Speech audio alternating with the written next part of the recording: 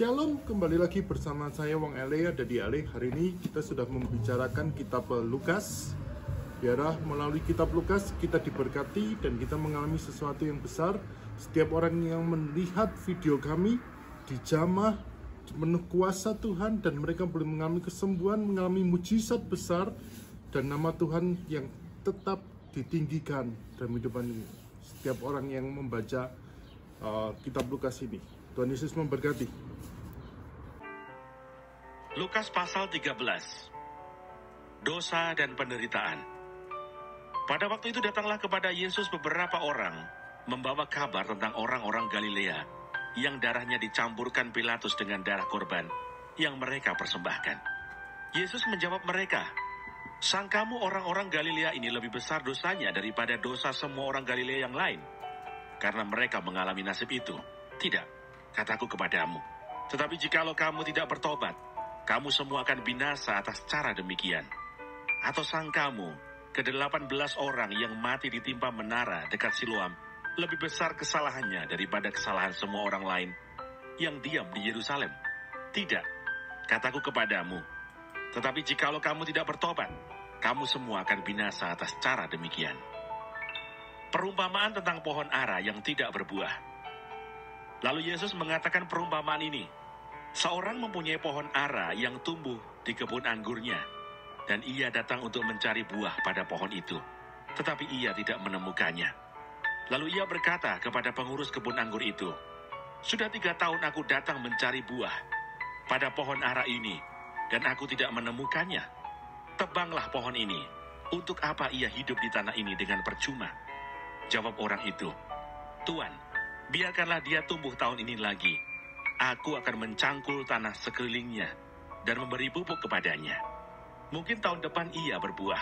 Jika tidak, tebanglah dia." Menyembuhkan orang sakit pada hari Sabat. Pada suatu kali Yesus sedang mengajar dalam salah satu rumah ibadat pada hari Sabat.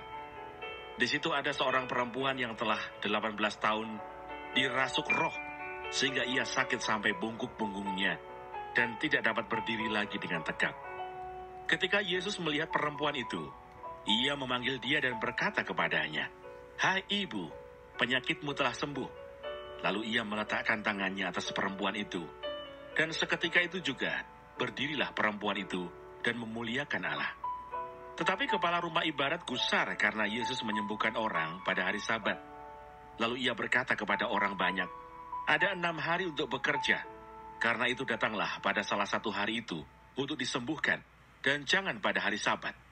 Tetapi Tuhan menjawab dia katanya, "Hai orang-orang munafik, bukankah setiap orang di antaramu melepaskan lembunya atau keledainya pada hari Sabat dari kandangnya dan membawanya ke tempat minuman? Bukankah perempuan ini yang sudah 18 tahun diikat oleh iblis harus dilepaskan dari ikatannya itu, karena ia adalah keturunan Abraham?"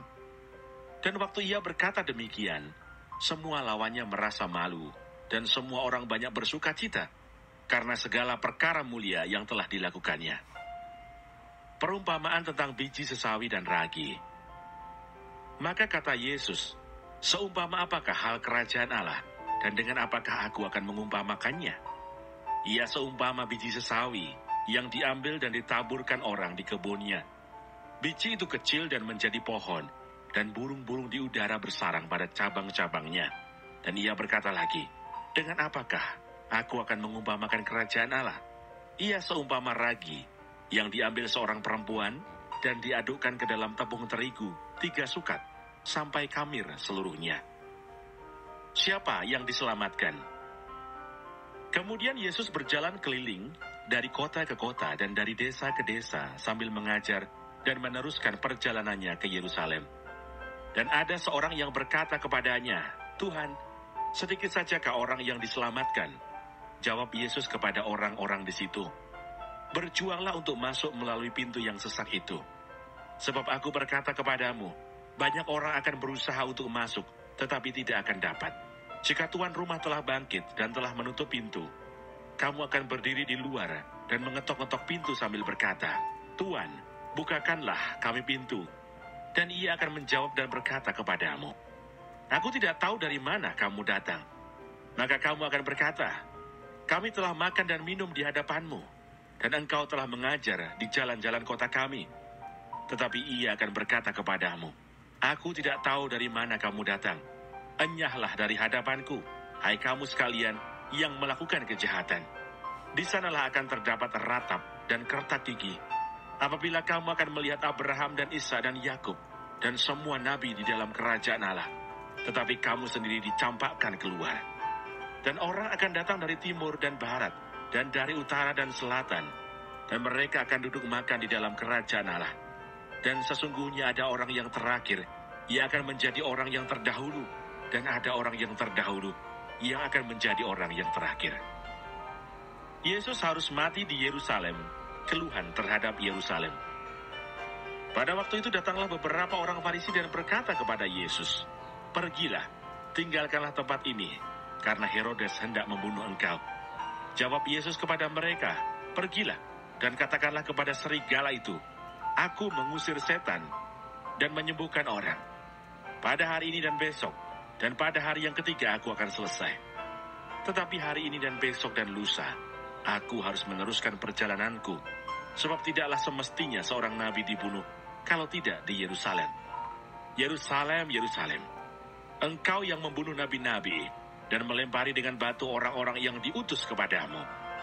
Berkali-kali aku rindu mengumpulkan anak-anakmu, sama seperti induk ayam mengumpulkan anak-anaknya di bawah sayapnya, tetapi kamu tidak mau. Sesungguhnya rumahmu ini akan ditinggalkan dan menjadi sunyi. Tetapi aku berkata kepadamu, kamu tidak akan melihat aku lagi, hingga pada saat kamu berkata, Diberkatilah dia yang datang dalam nama Tuhan.